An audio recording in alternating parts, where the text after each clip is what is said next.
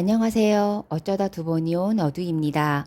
지난번 영상에선 남편의 외도가 처음 발각되고 폭력을 행사하다가 경찰이랑 시아버님까지 오시게 되고 남편은 경찰 오기 전 도망간 상태에서 저는 아이들과 함께 시댁에서 일주일 정도 머무르게 된 사연을 올려드렸는데요. 그렇게 일주일 정도 있다가 집으로 돌아온 저와 아이들은 매일매일 작은 바람 소리에도 놀래고 아이들도 저도 틀어진 위장 때문에 하루하루를 힘들게 버티고 있었어요. 저는 몸이 너무 안 좋아져서 다니던 직장까지 그만두게 되었고, 그나마 다행이었던 건 아이들이 방학이어서 오후에 학원만 다녀오곤 했습니다. 사실 이게 지금 생각해보면 별거 아닐 수 있는데, 그때 남편은 그 여자랑 외도를 시작하면서 마음의 준비, 아니면 본인의만의 준비를 하고 시작했을 텐데, 저는 아무런 준비 없이 어느 날 갑자기 남편이란 사람한테 배신을 당한 거잖아요. 그 마음이 엄청 어떻게 말로 표현이 안 되더라고요. 그리고 어쨌든 그 결혼이 저에겐 재혼이기 때문에 잘 살아야겠다는 생각이 엄청 컸던 것 같아요. 그래서 아이들에게 훈육이란 이유로 매를 들 때도 제가 말리다가 맞은 적도 있고 폭력적인 성향만 잘 맞추면 별 문제 없이 살 수 있을 거라는 생각에 정말 열심히 살았거든요. 저에게 두 번째 이유는 없다라는 생각으로 재혼을 하고 나니까 남편의 잦은 약속, 그리고 많은 골프 라운딩, 또 남편의 차 모임과 남편의 나쁜 점도 지적을 잘 안 하고 참게 되더라고요. 왜냐하면 남편하고의 트러블을 만들고 싶지 않았으니까요. 그게 결혼 생활을 잘 이어가는 길이라고 생각했던 것 같아요. 그렇지만 남편은 또 다른 불만족스러움이 있어서 외도를 저질렀든 아니면 가지고 태어난 DNA가 그렇든 어쨌든 다른 여자를 만나서 외도를 시작했고 저는 갑자기 당한 일이라 너무 버겁고 내가 참고 견딘 10년의 세월의 결과가 너무 허무했어요. 집으로 돌아와서 이렇게 생활하다 보니까 아무리 생각해도 머리가 정리가 안 되고 실타래 엉킨 것처럼 엄청 큰 문제로만 다가오더라고요. 그리고 그렇게 집을 나간 남편은 그 다음 주에 바로 상간녀랑 여행을 가더라고요. 어디로 여행을 갔는지는 남편이 그 상간녀에게 카톡 편지를 90여 통 쓴 것 중에서 우리 다음 주 여행 너무 기대된다. 행복하게 잘 다녀오자. 라는 편지를 읽게 돼서 알게 되었고 그 상간녀 전화번호를 알고 있었기 때문에 친구 추가를 했더니 바로 여행지 호텔에서 찍은 사진을 올렸더라고요. 저는 갑자기 당한 일에 정신도 없이 하루를 버티고 있는데 그 상간녀는 매일매일 여행지에서 찍은 사진을 바꿔가며 3박 4일을 지내더라고요. 그렇게 무기력하게 하루하루를 버티다가 한 달 정도 된 어느 날 갑자기 그 여자를 찾아가야겠다라는 생각이 들더라고요. 사실 그 여자를 찾아가기 전에 상간녀 위자료 청구 소송이라는 걸 처음 알게 됐어요. 지금은 외도, 불륜 아니면 법적인 문제, 상간녀 위자료 청구 소송 같은 것들이 유튜브에 많이 나와 있기도 하고 그리고 많은 분들이 알고 계신 것 같더라고요. 상간녀 위자료 청구 소송을 알게 되고 상간녀 위자료 청구 소송을 한 상태에서 그 여자가 xuất 장을 받기 전에 무조건 찾아가야겠다라고 생각했어요.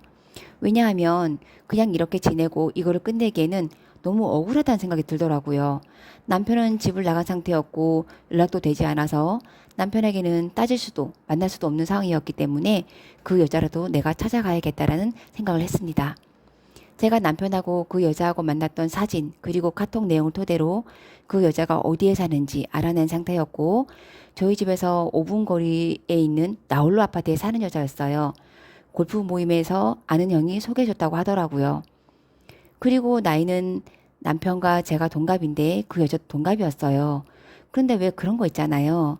그 카톡 프로필 사진이나 카톡 사진 같은 거 보면 엄청 관리가 잘 돼 있는 여자 같고 커리어우먼 같은 느낌이고 나는 집에서 빨래하고 밥하고 아이들 키우면서 직장 생활까지 하다 보니 청바지에 티 하나 교복처럼 입고 살았는데 그 여자는 뭔가 화려하고 나이랑 나랑 동갑인데 뭔가 관리가 잘 되어 있는 느낌?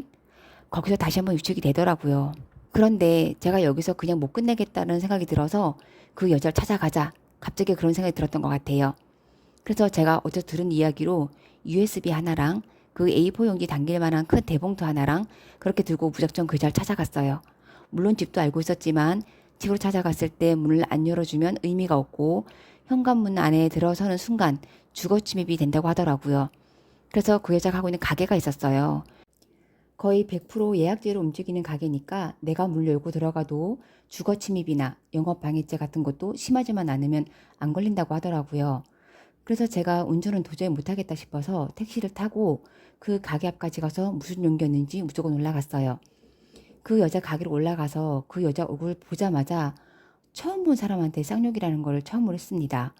근데 그 여자 얼굴을 딱 보는 순간 그 화려하고 관리 잘 된 커리어 우먼의 여자의 느낌은 온데간데였고, 키도 작고 퉁퉁한데 화장은 엄청 진하고, 아, 제가 첫 번째 영상에서 외도 발각된 이유가 남편 얼굴에 묻은 여자 화장품 반짝이 때문이라고 했잖아요. 그 여자 얼굴을 딱 보는 순간 저렇게 화장이 진하니 둘이 비비고 했을 때 그렇게 묻을 수밖에 없겠구나라는 생각이 들더라고요. 그리고 머리는 무슨 소가 혀로 핥아놓은 머리를 하는 여자인 거예요. 정말 순간 이 여자가 아닌가 하고 살짝 망설였는데 헤어스타일이 워낙 특이해서 맞는 것 같더라고요. 그래서 제가 야 씨, 야이 땡땡년아, 너 내가 누군지 아냐라고 시작을 했죠. 사실 이것도 가기 전에 엄청 연습을 많이 하고 갔어요. 왜냐하면 기가 죽기 싫으니까 우선 제가 기선제압을 해야겠다. 그때는 그렇게 생각했는데 지금 생각하면 참 어이도 없기도 하고 굳이 찾아갈 필요가 있었나 싶기도 합니다. 그래서 기선제압을 해야겠다는 생각이 들어서 땡땡년아, 너 내가 누군지 알지? 했더니 그 여자가 누구신데요? 이렇게 나오더라고요.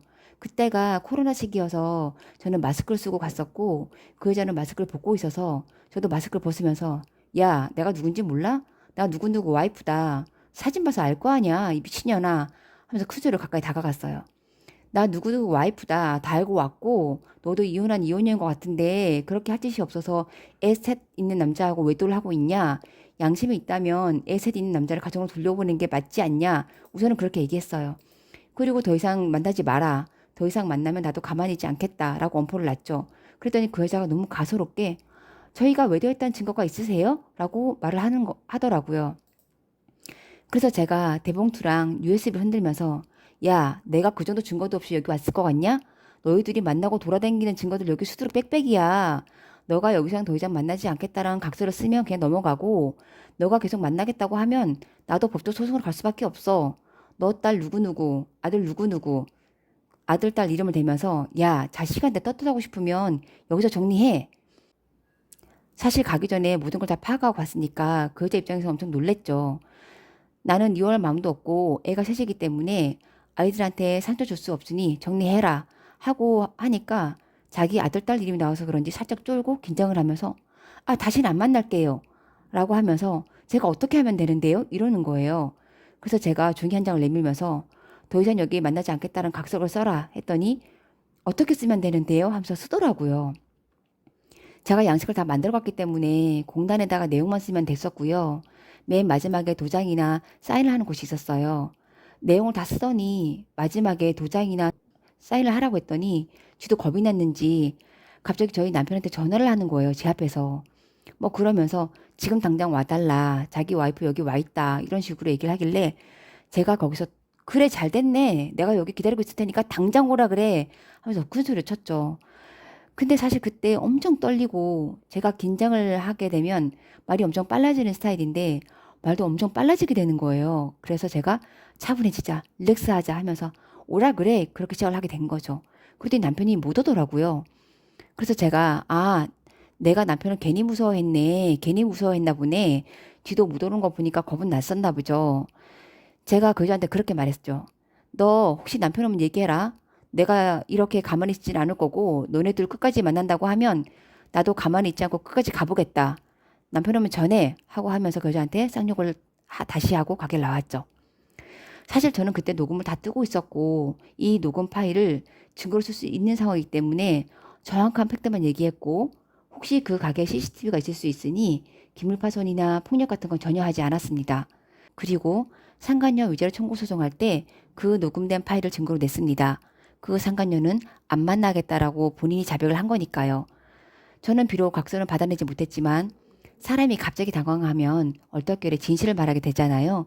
그 상간녀도 얼떨결에 자백을 하게 된 거죠. 그리고 혹시 상간녀 찾아갈 때 주의할 점이 있습니다.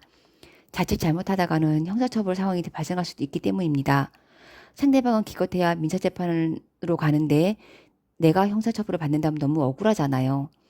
주거침입은 일반적으로 생각하는 집뿐만이 아니라 비밀번호를 누르고 들어가는 공동현관이나 차단기 시설이 되어 있는 주차장에도 주거침입으로 인정된다고 합니다. 또한 직접 찾아가서 실제 폭행을 한다거나 위해를 가할 것 같은 태세를 취하는 것도 폭행죄 또는 협박죄가 성립될 수도 있습니다. 그리고 상간자의 자식이나 부모에게 알리고 싶은 마음이 있다면 직접적으로 말하지 말고 상간녀를 상대로 소송을 하여 판결문을 받을 때 자연스럽게 유죄동산 압류를 진행하면서 상간녀의 가족에게 알려지는 건 전혀 문제가 되지 않습니다. 혹시라도 전화하거나 찾아가거나 하게 된다면 꼭 잘 알아보시고 가시길 바랍니다. 여튼 저는 그전까지는 정말 세상이 너무 암울하고 내가 이걸 어떻게 해결해야 하나 하고 완전히 바닥을 파고 들어가다가 그절 만나고 욕을 하고 또 내가 이렇게 진행했던 상간녀 위자료 청구 소송을 같은 날 받게 되는 걸 알게 되면서 갑자기 내가 해볼 수 있겠다라는 생각이 들더라고요. 그 상간녀 찾아갔을 때는 그곳에 못 오던 남편이 상간녀 위자료 청구 소송 소장을 받은 날 저녁에 카톡이 오더라고요. 상간녀가 소장 받았다고 당연히 남편한테 연락을 했을 거고 상간녀도 남편도 겁은 났을 거예요. 근데 그때가 그 상간녀 위자료 청구 소송을 진행하는 중이었는데 소장이 전달이 아직 안 된 상태에서 내가 찾아갔거든요. 그런데 타이밍이 딱 너무 좋게 제가 그 상간녀 찾아가서 난리치고 집으로 돌아오고 법원 사이트를 확인해 보니 같은 날 저녁에 집에서 소장을 받았더라고요. 그 여자 입장에선 낮에는 나한테 한번 당하고 퇴근하고 집에 가자마자 소장을 받으면서 연타를 맞게 된 상황이었던 거예요. 여튼 남편이 만나자고 연락이 왔길래 나는 만날 일은 없는 것 같고 나는 이유는 절대 없으니 그 여자 정리하고 집으로 돌아와라. 당신이 지금 그 여자 가게에서 먹고 자는 거 다 안다. 돌아와라 했더니 남편이 알겠다. 들어가겠다라고 해서 그 다음날 지하주차장에서 잠깐 만나자고 하는 거예요. 아, 근데 저는 그때까지만 해도 순진하게 내가 이게 이렇게 세게 나가니까 남편이 그 여자를 다 정리하고 돌아오나 보다. 남편이 돌아와서 이 가정이 깨지지만 않을 수만 있다면 뭐든지 할 수 있을 것 같더라고요. 그때는. 그래서 남편을 그 다음날 지하주차장에서 만났어요. 제가 다음 영상에선 남편을 만나서 어떤 대처를 했는지와 상간녀 위자료 청구 소송에 필요한 증거를 어떻게 수집했는지 그리고 상간녀 위자료 청구 소송은 어떻게 진행되는지에 대해서도 찍어보겠습니다. 그리고 상간녀 위자료 청구 소송에서 증거가 들어가는데 빼박 증거, 즉 쉽게 얘기하면 모텔 출입 영상이 있다면 이걸 빼박 증거라고 하거든요. 이런 영상이 있으면 좋겠지만 저 같은 경우도 그런 빼박 증거는 없었어요. 하지만 제가 제출했던 증거들을 위주로 설명드려 볼게요. 오늘 영상은 여기서 마무리하고 다음 영상에서 만나겠습니다. 감사합니다.